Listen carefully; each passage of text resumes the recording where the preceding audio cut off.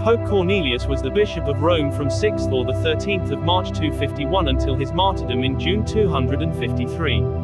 He was pope during and following a period of persecution of the Church, while a schism occurred over how repentant Church members who had practiced pagan sacrifices to protect themselves could be readmitted to the Church.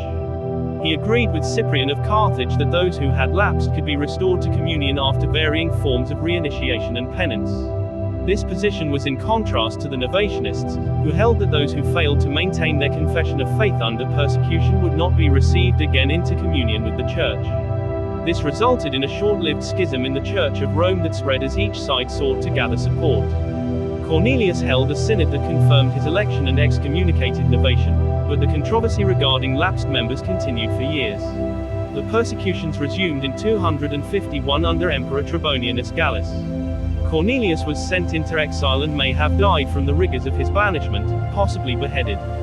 In June 251, Decius was killed in battle with the Goths, and persecutions resumed under his successor, Trebonianus Gallus.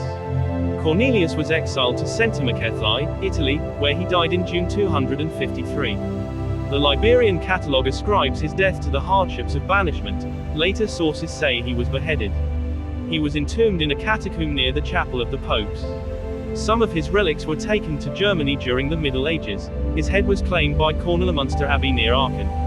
In the Rhineland, he was also a patron saint of lovers. A legend associated with Cornelius tells of a young artist who was commissioned to decorate the Corneliuskapelle in the Silicon quarter of Neuss. The daughter of a local townsman fell in love with the artist, but her father forbade the marriage, remarking that he would only consent if the Pope did as well. Miraculously, the statue of Cornelius leaned forward from the altar and blessed the pair, and the two lovers were thus married. Cornelius, along with Quirinus of Neuss, Hubertus and Antony the Great, was venerated as one of the four holy marshals in the Rhineland during the late Middle Ages. A legend told at Karnak states that its stones were once pagan soldiers who had been turned into stone by Cornelius, who was fleeing from them. The Catholic Church commemorated Cornelius by venerating him, with his Saint's Day on the 16th of September, which he shares with his friend Cyprian.